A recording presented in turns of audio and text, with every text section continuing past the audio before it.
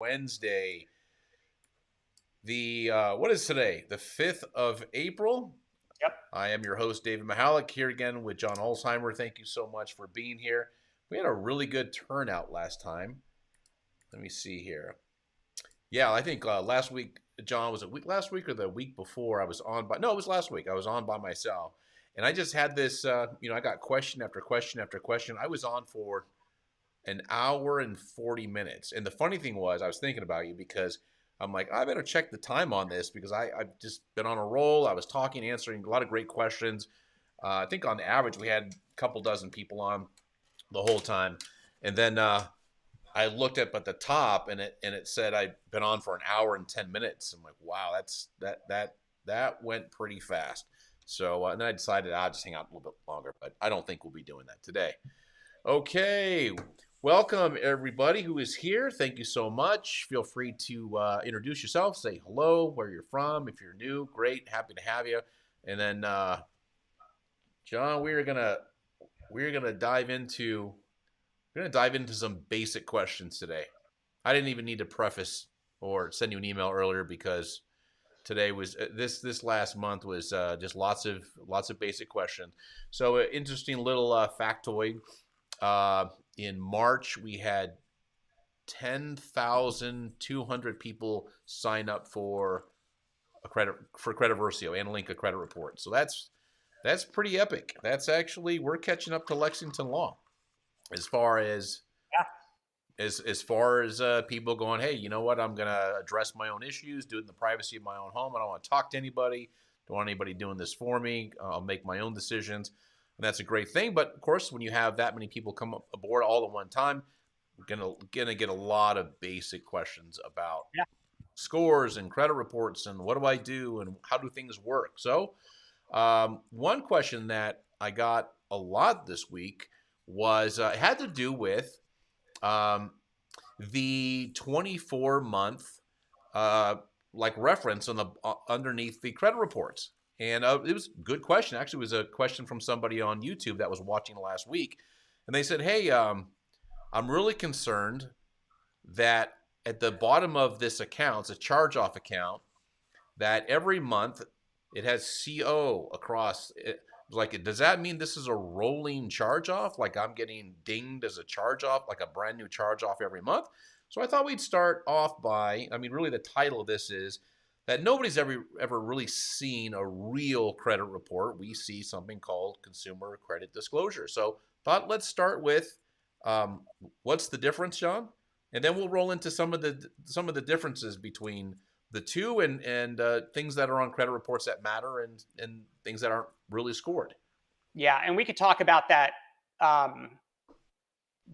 rolling charge off issue whenever you want to talk about that. I'm pretty familiar with it. There's a lot of lawsuits filed a few years ago from some plaintiffs' attorneys suggesting that the way that those were reported did indicate that, instead of having one charged off credit card, you actually had 24 charge offs on your credit report, and the scoring models are going to destroy your score. So we can talk about that if you want, because I can explain what that really means versus what the perception is, what that means.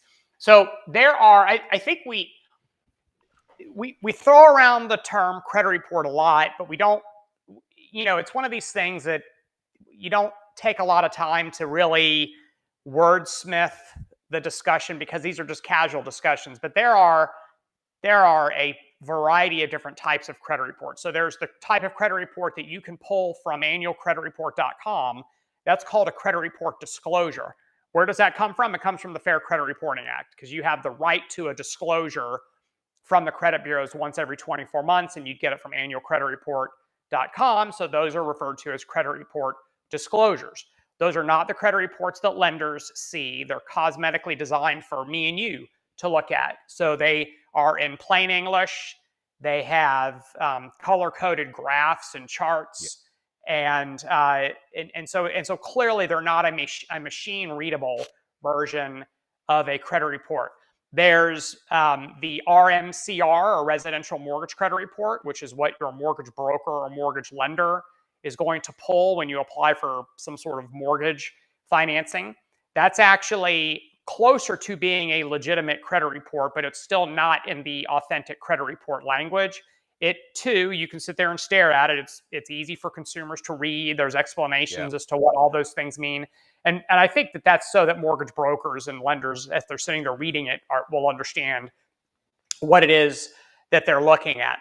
And then you have what generally is referred to as an authentic credit report. So an authentic credit report is a credit report that is pulled by an end user, or what the credit bureaus call subscribers. So you have a subscriber agreement with the credit reporting agencies, and you can pull credit reports from them for the purposes of risk assessment. So, or skip tracing or insurance underwriting, or one of the other variety of reasons why you are allowed to pull credit reports as an end user.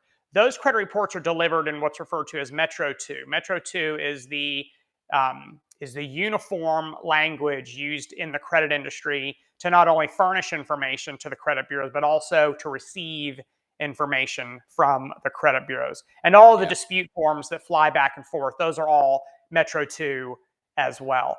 And so the credit reports that a lender actually gets, a user, they're actually a series of alphanumeric characters. And where those alphanumeric characters are placed determines what those alphanumeric characters actually mean.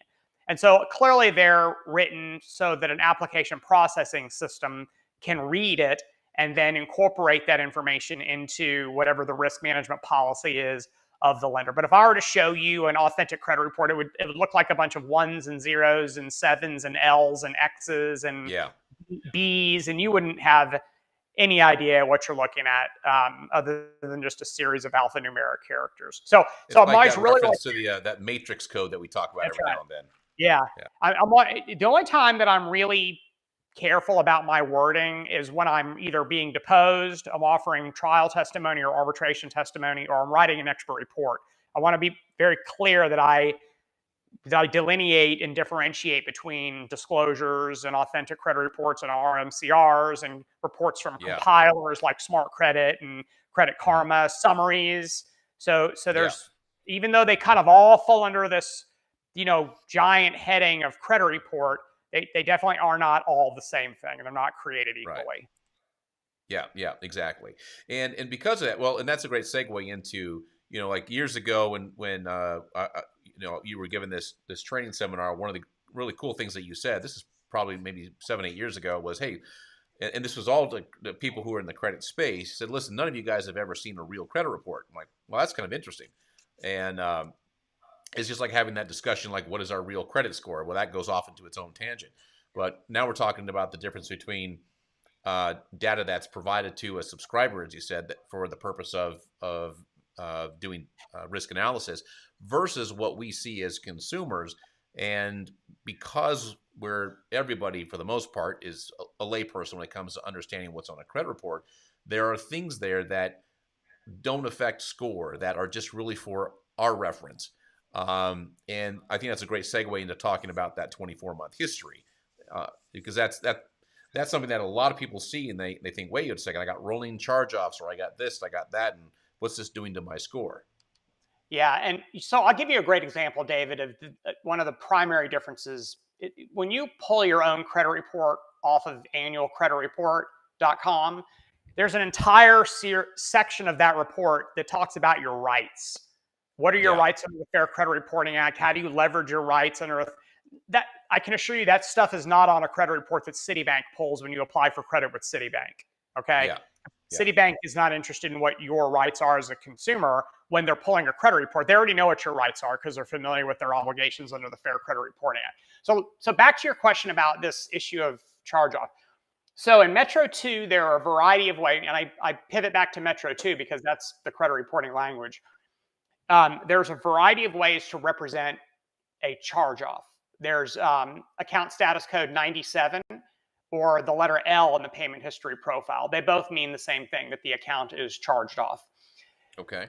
The guidance for how to report a charge-off or furnish a charge-off to the credit bureau is every month that condition exists. If you're furnishing the account, then you have to report it as being whatever the status is for that particular month. So if you had a credit card that was charged off last April, so April of 2022, you would have either the L or the Metro 2 code 97 entered into that particular part of the payment history grid. And the following month, the account is still charged off. It would be there at 97 or an L again. The following month, it's still charged off. So really, it doesn't indicate that the lender is charging off the account repeatedly month after month. Right. What that represents is that particular month that the status of the account is in fact a charge-off. So, the argument that this kind of novel argument that the plaintiff's attorney made was, well, it's going to, an unsophisticated lender might look at that and think that it was charged off 10 times or 25.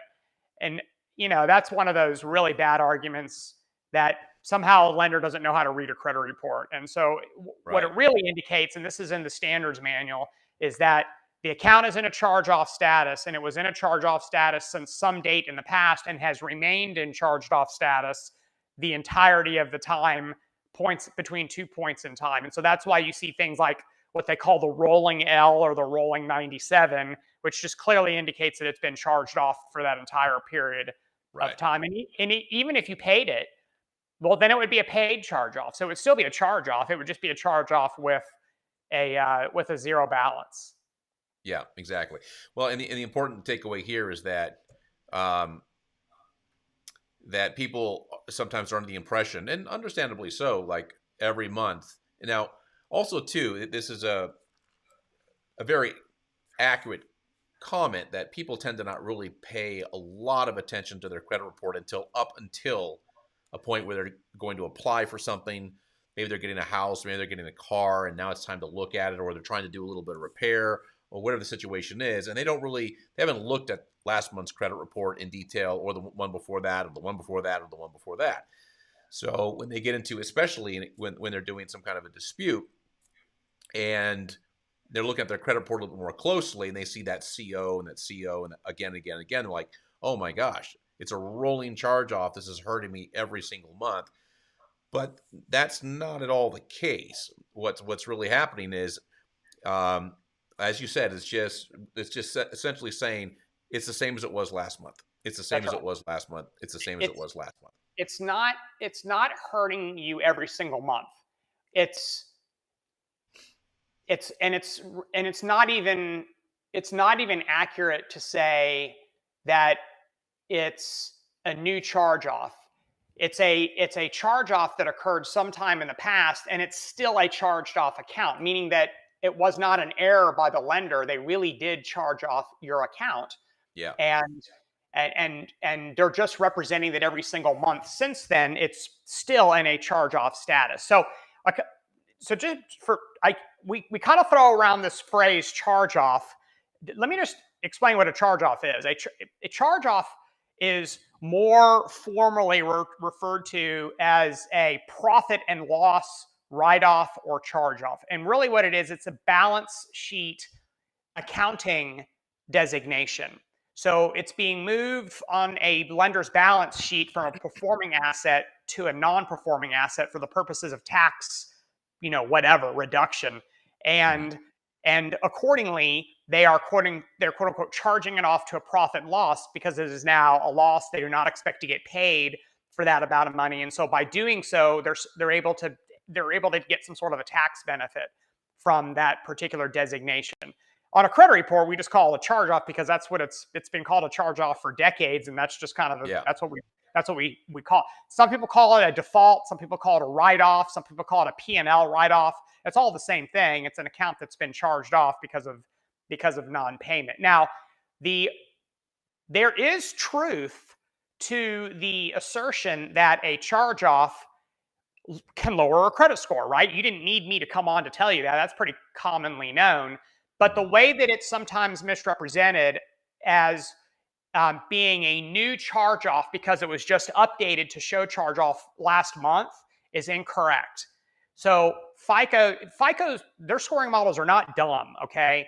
If they see a credit card that's got 9 months of consecutive charge-off reporting, it's not being counted as 9 charge-offs. It's being counted as 1 charge-off. It's also not being counted as a brand new charge off.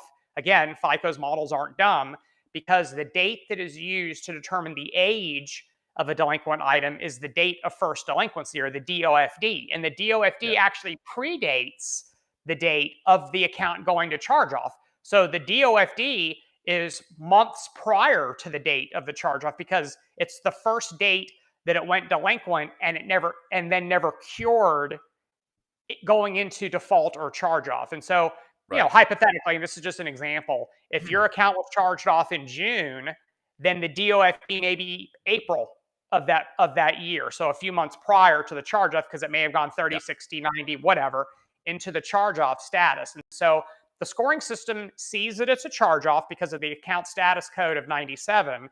And it also knows how old the charge off is because it can see the DOFD. And so it knows, hey, this is one charged off incident, and it's X number of months or X number of years old because of the DOFD. And Yeah. that's why when we talk about scoring, we always have to pivot back to Metro 2, because things like DOFDs and account status codes, those are not generally on the credit reports that are provided to consumers, the Right. disclosures and the compiler reports and the things you can get for free off various websites. So I think that's something that we also have to keep in mind, that I may be using language that people are like, what the hell is he talking about? What's a DOFD? What's an account status code? What's an EMA?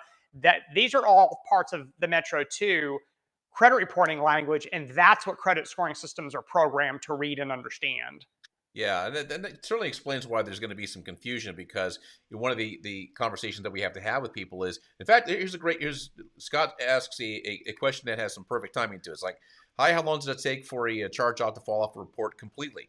So, no, actually, Scott, it's a great segue into this next part, which is um, to the layperson, missing information on a credit report where you don't see a DOFD, you don't see the date of first delinquency, but you see every month CO, CO, CO, CO. Like, oh my gosh, how long is this going to last? Is this going to go on? It's going to go on forever.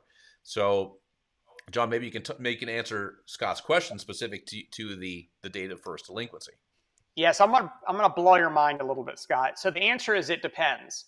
So the law, the Fair Credit Reporting Act, dictates that charge-offs have to be removed no more than 7 years from the date that they went into like a collection status or terminal delinquency. The credit reporting industry uses the DOFD. So a charge-off has to be removed from a credit report no later than 7 years from that DOFD, the date of first delinquency. Okay, so I want you to remember that.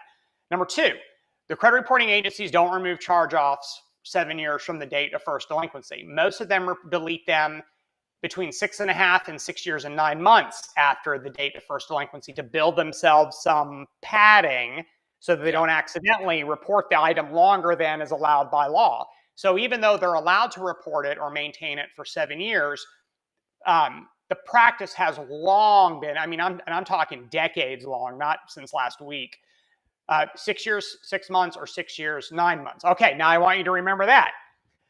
There is an exclusion in the Fair Credit Reporting Act that if you apply for credit that's $150,000 or greater, life insurance that's $150,000 or greater, or a job that I believe is $75,000 or greater, I think that's they right. don't Yeah. ever have they don't ever have to remove it. So if you apply for one of those things, then the credit reporting agencies get an exclusion for not reporting those derogatory items. They can report them 20 years later. But having said that, none of the credit reporting agencies, to my knowledge, have ever leveraged the ability to do that. And so, from a practical standpoint, what actually happens in practice, 6 years, 6 months to 6 years, 9 months. Got it. Yep. And so, Louis, good to see you. Monroe has a question. Actually, this is a pretty good one. I signed up the other day. I pulled my report, and one of my numbers are lower on my Credit Versio account than my credit report. So, Monroe, Credit Versio doesn't have credit reports. It doesn't have its own credit report. It's going to pull in whatever credit report you link to it, whether that be an array product, Identity IQ, Smart Credit. That's where your score is going to come from. And your scores are probably always going to be different across all three bureaus. And they're probably going to be different from the credit report you got a couple of days ago because the data might be different. So credit reports are queries. They're always changing. So every month you're going to see your scores move. It's like John, I got my credit report from Smart Credit, and then I got my credit report, well, my abbreviated credit report and scores from Credit Karma because that comes every month or whatever it is. And that was maybe 4 or 5 days later, and I think it counted one of my payments, so my score was like 15, 20 points less than what it was on my Smart Credit. So just the point of the story is, Monroe, scores are always going to be different. They're always going to change from one credit report to the next, and especially from one bureau to the next. So very Yeah, normal.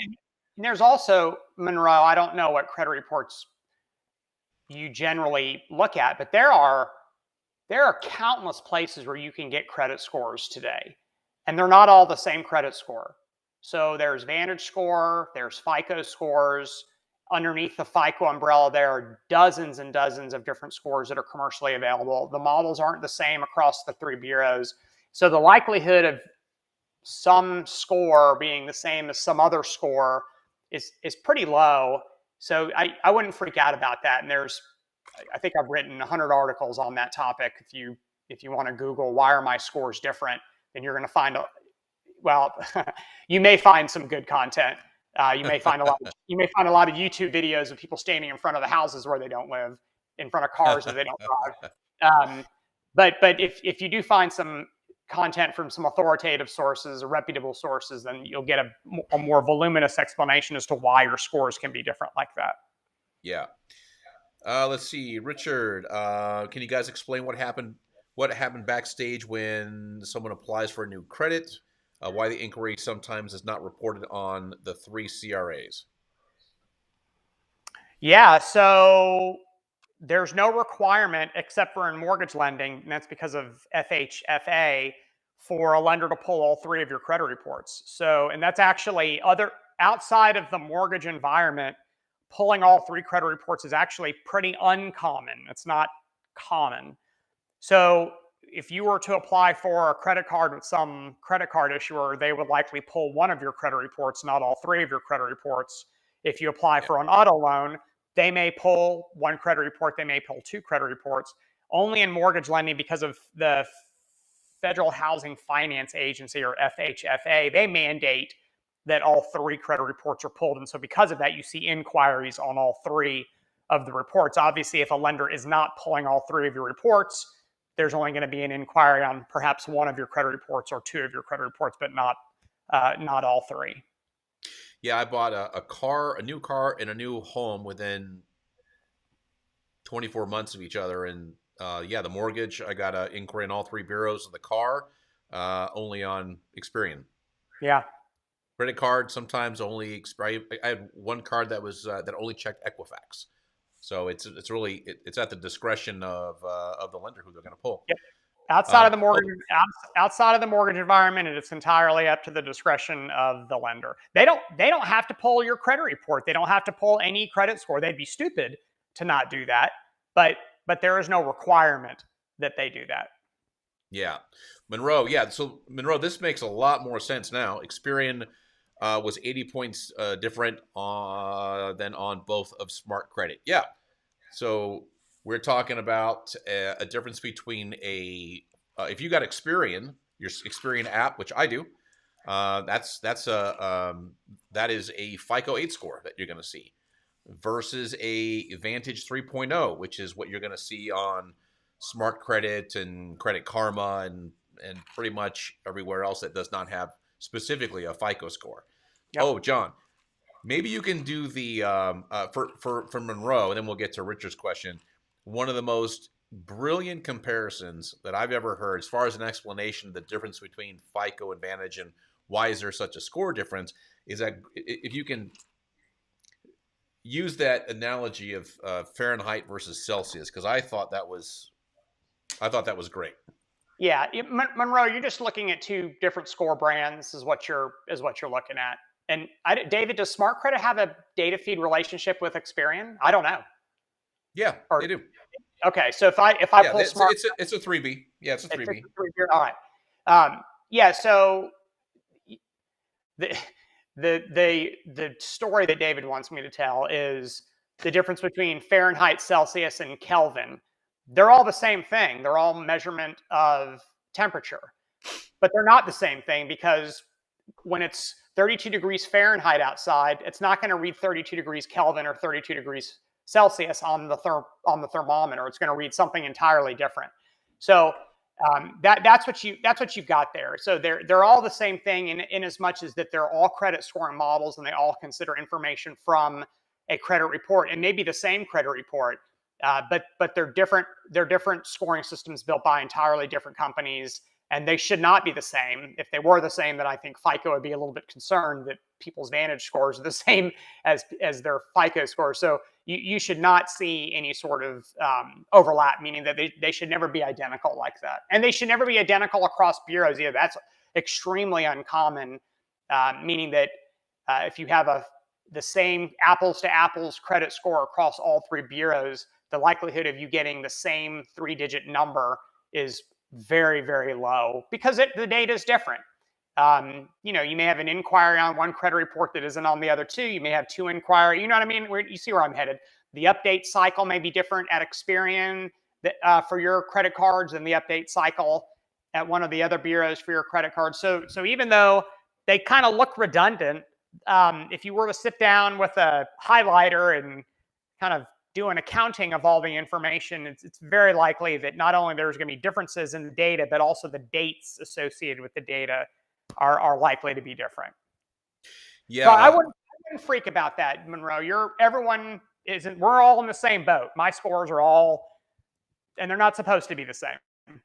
Yeah, my FICO score is usually about 60 to 70 points higher than a Vantage. It just depends. Sometimes they swap. It really depends. But they tell the same story. Like Monroe, I got in this great conversation with a guy. It's probably a year or two ago. Actually, it's right after I heard John give that analogy about Fahrenheit versus Celsius, and he was really stuck on this on the whole difference between the number difference between Vantage and FICO. And I told him, like, listen, even though numerically they're different, they're telling the exact same story. It's the same story about you, just a different representation. Like we'll use a number. Like if it's 90 degrees Fahrenheit outside here in Las Vegas, I might say, listen, it's hot. I'm going to wear a short sleeve shirt. But if somebody says, well, no, it's 32 degrees Celsius. Oh, that's cold then. That's really cold. I should go get a jacket. But they're the same thing. So 90 degrees Fahrenheit, 32 degrees or 32.3 degrees Celsius is the exact same thing. It's just a different representation. Okay. Hope that makes sense there, Monroe. Ricardo, is it true that if you have some collection account and you apply for a new credit card or new credit, they will be notified that you are seeking new credit? Yep. Those are called trigger with the T, trigger leads. And that's assuming that the debt collector is paying for trigger leads. It's also Ricardo, I don't know if you have ever heard of this or have ever experienced this, but you go out and you apply for a mortgage loan, and all of a sudden, boom, you start getting a bunch of contacts from other mortgage lenders seeing if you need help with a mortgage loan. So those are called trigger leads.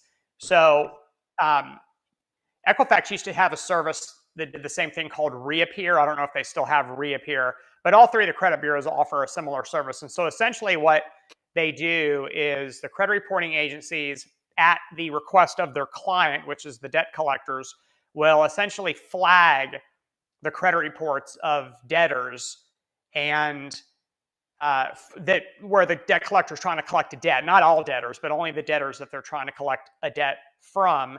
And then if a new address or new contact information hits the debtor's credit report, then the credit bureau notifies the debt collector that new contact information has hit the credit report.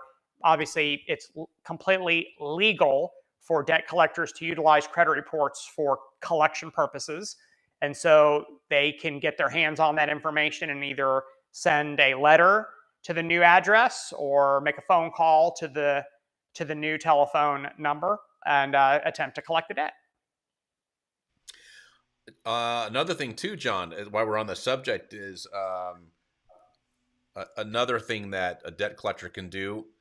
Let's just say, well, give us an example of how they're able to determine if you have the ability to pay a debt if they call you. Yeah, remember, look, a debt collector, straight out of the Fair Credit Reporting Act, it is entirely legal for them to pull your credit report and utilize the credit report to assist them in collecting a debt. Let's just get that out so there's no confusion about that. You may like it, you may dislike it, but it is what it is. It's entirely legal for a debt collector to pull your credit report to help them in their debt collection process. That's not just skip tracing. It's not just, they're not only using the access to the credit reporting system to find you.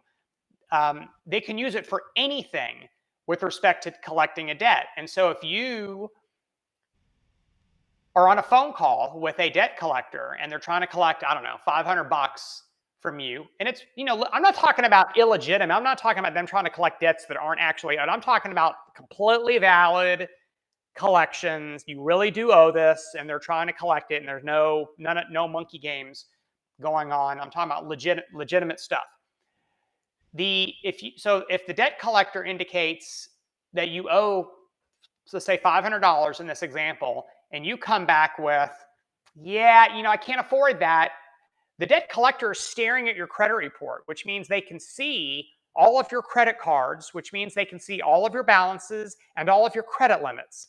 So they know if you're full of it or if you legitimately are entirely tapped out and you have really no capacity to make a payment to them. And if that's the case, then you're going to go lower on the list of a collectible debtor. If you have what's called open to buy, meaning that if you have available credit on a credit card, you go up the list because you do have the capability of paying. You're just choosing to not pay at that point. So that's where you may see more aggressive debt collection strategies. You may start getting, letters and phone calls. You may get served a subpoena, meaning that you're going to get sued. And boy, wouldn't it be great to not get sued? So you're going to whip out your credit card and make your payment and you're done. But yeah, they have all that information from a credit report, and they're going to use it for the purposes of collecting the debt from you. It's actually, it's not clever. I mean, this has been going on for decades, so it's not a novel thing. It's kind of standard operating procedure. Yeah. And I already know what the next question is, David. Well, what if I freeze my credit reports? Then they can't get access to it, right? Well, one of the exclusions to the freeze is debt collectors. So debt collectors can still get their hands on your credit reports even if they are frozen. Yeah. Freezing the credit report is really more for anybody who's might offer you credit that has never offered you credit before that you don't have a relationship with. So that's why. So Big Gritter. So that's why Portfolio Recovery was doing soft pulls of my credit report. Yeah. So there's a couple things. I assume you mean PRA, Portfolio Recovery Associates.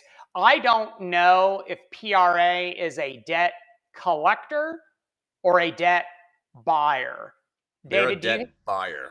Okay, so Big Gritter, that may not be why they're doing soft inquiries. So they may actually be they are your creditor. If they purchased the debt from some other original creditor, they are now your creditor. Whether you want them to be or not, they're your creditor. So they have obviously the same type of permissions to get access to your credit reports as any lenders do. One of those can be account management. And so that's why you would generally see things like soft pulls by any particular lender, is because they're doing account management types of runs. And what are they getting in return for the account management?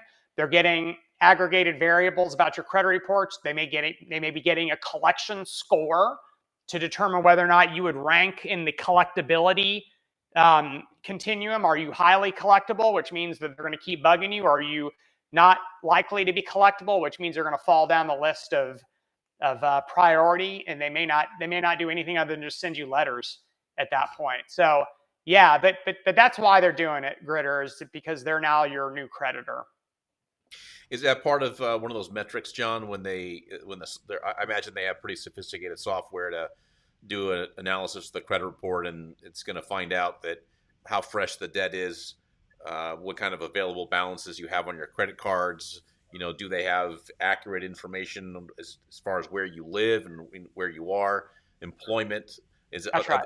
Are these all metrics that determine whether or not that they may determine an individual to be more collectible than another? Yeah, the credit bureaus all have, the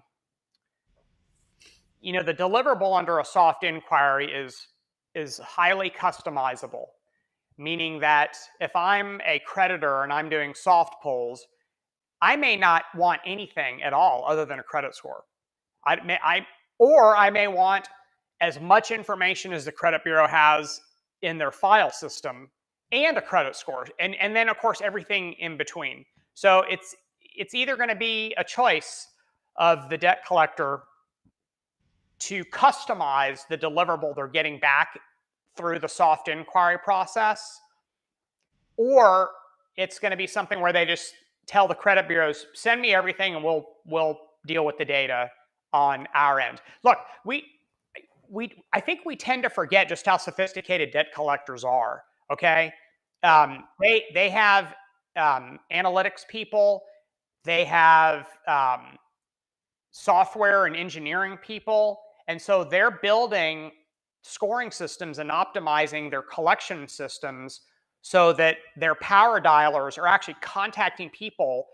It's not just scatterbomb type of collection. There is a ranking of people based on the likelihood of them actually paying you.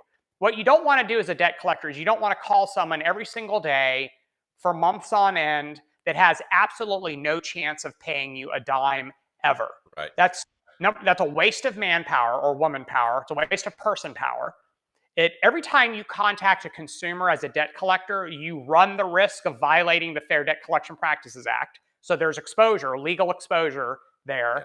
I have a friend of mine that owns a collection agency, and he's like, every single time we talk to a consumer, I'm worried that the consumer, something's going to go wrong, and some consumer is going to say that we were abusive and they sue us under the FDCPA. Every single phone call, every single contact, I'm like, yeah, it's the nature of the business that you're in. And so for that particular consumer, you may send them a letter every once in a while, stick it on their credit report, refresh it because that's a requirement. You can't just stick it there and forget about it. You got to report it and refresh it to make sure that the information isn't stale.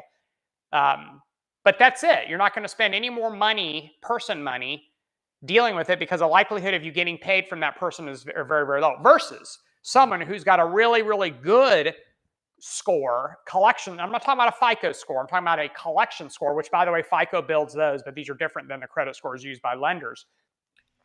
And so if someone's got a really good collection score, the likelihood of them paying is much better. So you may put a certain level of collector on them. Someone may, more seasoned, less times of the day. You may send them letters offering them more aggressive discounts. So there's a whole method to the madness when it comes to debt collectors contacting consumers. And most of that is based off of the data in one or more of your credit reports. Yeah. Also, one thing to keep in mind, and then Dave, we'll get to your question here in a second about paying a collection with a credit card. But to your point, John, I don't have a good friend that owns a collection company. I do have a buddy of mine that's an attorney for a collection company who just prepares cases all the time. But I didn't need him to tell me this. I've known this for years, just as you have, that if you've got the stomach for it, the collection industry is a very, very profitable business to be in. Yeah. Yeah. I mean, even I'm not an idiot. I understand that there are two sides to every fence. Okay. Half the people on this call right now can't stand me. The other half like me. I get it. That there's two sides. At CreditCon in a couple weeks, 50% of the audience is going to hate me. The other 50% is like they're going to tolerate me. That's the nature of the beast. I think people generally dislike credit bureaus. I think people generally dislike debt collectors until they own one. And then they're like, they don't realize just how profitable data and debt collections can be. And yes, it's a headache. The credit reporting agencies get sued thousands of times every single year. Debt collectors get sued.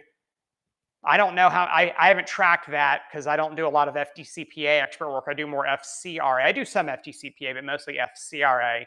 I'd say maybe 25% of my business is FDCPA, but debt collectors get sued a lot as well. And there's a cost involved with defending all of those lawsuits, right? But where do you think that cost goes? It's subsidized. It's subsidized by the cost of credit reports that lenders buy. It's subsidized by the revenue share that debt collectors pay back to their original creditors in their assignment agreements. So the debt collectors and the credit bureaus aren't just taking it in the shorts. They're subsidizing the cost of doing business, just like they subsidize their power bill, their electric bill, their phone bill, their internet service, their health care. All that stuff is subsidized in the fully baked cost of their services and products. So, we may like to beat up on debt collectors, but man, oh man, if you own one, you're a good one, and you're a busy one, and you're a successful one, you make a pretty penny. Yeah. All right. Is it smart to pay a collection with a credit card if you are trying to up your score and just paid off your credit cards? So yes, for a variety of reasons, Dave. Number one, most of the contemporary credit scoring systems, meaning the more recent versions of those scores, ignore collections that have a zero balance. Yeah. So paying it with a credit card obviously is going to turn it into a collection with a zero balance, which means these newer scoring models are not going to see it any longer. Even though it's cosmetically on your credit report, the credit scoring models aren't going to consider it. So that's a thumbs up. Number two, the fact that you've charged on a credit card isn't necessarily going to help your score. It actually might lower your score temporarily if it's a large balance collection, because the balance relative to your limits might, you know what I mean? It's that whole utilization ratio. But if you pay it with a credit card and then pay off your credit card, then obviously the impact is going to be negligible. And you've also paid off the collection, so you got those guys off your tail. I am generally very favorable on working with debt collectors to pay debts that you legitimately owe. Maybe offer a settlement amount and work a deal out, and then pay it, charge it, and be done with it and move on with your life. And then, try to avoid anything like that in the future. And the good news is no more phone calls, no more letters. You're not going to get sued, no wage garnishment issues, and your credit reports are probably going to yield better scores because of the zero balance on the collections. Yeah, one of the things, Dave, that you'll never hear me say, you'll never hear John say, which is really a leading charge in the credit repair space, which John is not a part of, but just to put that out there, is that don't pay your collections, never pay collections, avoid collection companies, and that's just for a guy like me that's been in this space for over 10 years now, and who has helped, I don't know, 20, even before credit Versio, 15, 20,000 people go through the repair and dispute process, and seeing what happens when people ignore collections. When you have access to tremendous amounts of data on credit reports, and you're watching thousands and thousands of people go through the repair and improvement process, and they have a mentality I'm not saying this is you, Dave, I'm just saying in general, to get bad advice on ignoring collections, it's bad news all day long. Just like what John was saying, you get that knock at the door and you get served. Now it's you got to scramble. Now you're 100% on the defensive, because what do you think is going to happen? Not you, Dave. This is rhetorical. And thank you, Dave. I appreciate that you like me. Um, what does a consumer hope to happen? What do they hope to have happen if they ignore?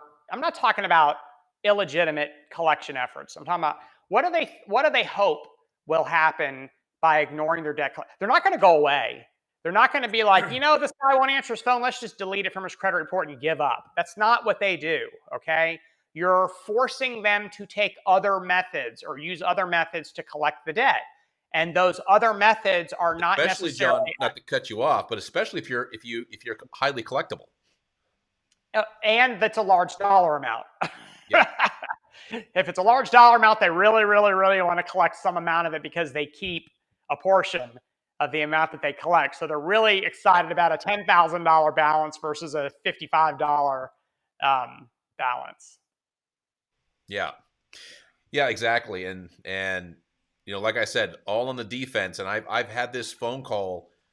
I can't tell you how many times over the last 10 years where I get a call from somebody like, hey, I just got served. I ignored, and these weren't active clients. These were just people who, called up looking for some help now in a desperate situation. Like, what do I do? I'm being sued.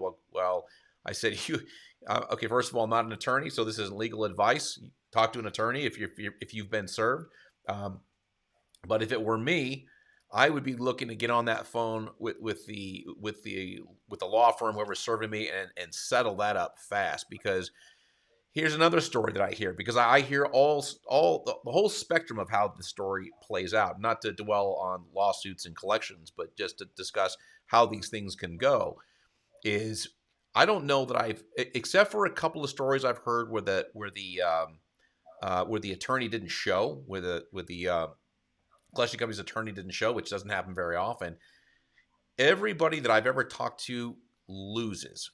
You're going to lose. I mean, what's your defense? I'm again talking about legitimate collection. What's the defense going to be?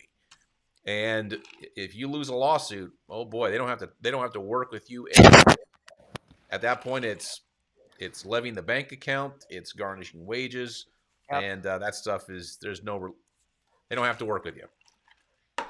John, I've been on a couple of phone calls with people crying where their paychecks have been whittled down to about nothing, or they woke up one day and there was no money in their bank account because they ignored that company that was trying to serve them. Yeah, I don't like that advice at all. Yeah, bad advice. Bad advice. Okay, John, where are we? We're at 45 minutes. I'm going to stick on a little bit longer, John, but you've certainly done more than your share of answering questions today. Great questions, great answers. Thank you so much, everybody, for throwing the questions this way so John can answer them. I'm going to stick around a little bit longer, and we're going to dive in a little bit more. I saw some questions on here that I didn't really bring into the chat, which I'm going to do. But John, thank you so much. I appreciate it. And I think the next time you and I are going to chat, I know you got some deposition coming up or something going on, but next time I see you is going to be in New Orleans for CreditCon. That's right. Thank you very much for having me, as always. My pleasure. Thanks, John. Take care. Okay, so now it is just us. So we're going to talk about, so I don't know if she's still on, but Black Girl 2, you had a comment. I apologize that I didn't even bring this up. When I saw it, I got distracted by the question we were on. But let me bring it up. I don't know if you're still here, so I'm working with Credit Versio and watching things get removed and put back on under a different reason. Typically, data furnishers don't give you reasons why they put things back on. They just put them on. So I need a lot more context to answer this question. Usually, I'm not saying this is the case. Usually when I hear this, typically what's going on is they get something deleted from Experian, but it's still on TransUnion and Equifax, and they think, well, it's still there. It got put back on. So I just need a little bit more clarity on exactly what's happening. I can probably diagnose it for you. So as a general rule, it's extremely rare for a data furnisher or a bureau for that matter to remove something from your credit report and then just add it back on. A reinsertion, there's usually a pretty good reason for it. A reinsertion by accident is not something that happens very often, because if it is a violation, if it is inaccurate, if it is unverifiable, and they put it back on, and it's an FCRA violation, then they're kind of opening themselves up to some bad news. Maybe you might want to hire an attorney, or might want to take some action. I'm not saying that's the thing to do, but that's usually one of the things that data furnishers and bureaus both consider before they reinsert something. Is it correct? And if it's not, then we might want to reconsider this. Also, another thing that happens from time to time, people think it's a reinsertion, is when they get a collection deleted. And then another company buys that collection 2-3 months later, and it reappears. It's not a reinsertion. Now it's a new creditor. It's a new creditor / collection company that's reporting the debt from the same original creditor. So that can happen. All right, all the way down. Let's see. Oh, Katina. I'm just logging on. Is it worth getting a loan to pay off all credit cards, or to at least pay the balances down? Yeah, consolidation loans are a really good thing. It depends on what you're trying to do. Here's the reason why, and I'm not a financial planner or financial expert. My expertise lies exclusively within FICO, VantageScore, and how credit reports and scores operate. So I'm a consumer credit expert. But I will tell you this, because I've done this. I've done exactly what you're doing. It was a long time ago, but I did it. I like the idea, if you get in a little over your head with credit card debt, a debt consolidation loan, which is an installment loan almost all the time, is a better route to go for a couple of reasons. One, you can have as much installment loan debt as you want. It doesn't impact your score. So you can literally have millions and millions of dollars of installment loan debt. It doesn't impact your score. It'll impact your debt to income ratio, but that's not on your credit report. Also, too, chances are really good, especially now, especially the last couple of years, you can get a personal loan, installment loan for an interest rate that's a third of what a credit card is going to charge you.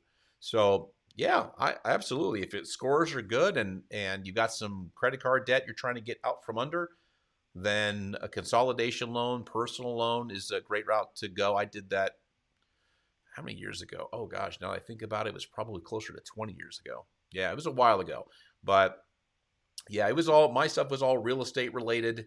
And I had a lot of credit card debt, and I was trying to buy more property, and I ended up getting a consolidation loan, and yeah, it helped my score out. Interest rate was probably a third of what I was paying. So yeah, it was a good idea. Okay, let's see here. I believe I thought I had more comments that I couldn't bring in because it was more of a credit repair nature. And that's something I generally don't do when John's on. John is more of an expert in the area of how credit scores work, and we do credit coaching. Okay, well, got about a dozen plus people on. We're hitting the hour mark. If anybody's got a question, please throw it up. Otherwise, I'm probably going to call it a day. Now, that doesn't mean if you see this on a replay, or if I close out the live while you're typing your question, that I won't answer it. If it's on Facebook, usually I'll get it, or Travis will get it, or if it's on YouTube, usually you're better just sending a question at support@creditversio.com. I am not sure what happens to the YouTube comments when I log off, but it's probably user error. I just can't see them. Katina, you are most welcome. And every Wednesday, we are here live.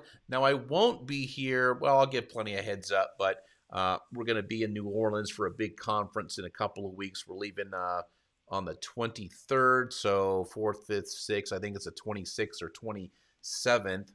Let me take a look at my calendar here. What date is it? Yeah, it's the 26th. Yeah, so Wednesday the 26th, we won't be doing a live. I'll probably be on an airplane, actually, coming back to Las Vegas. Okay, I think that is it for me. Thank you so much for joining me. I appreciate it. I will be back here next Wednesday doing Q&A, and happy to take your questions. Thank you again so much for joining me, and I'll see you next week.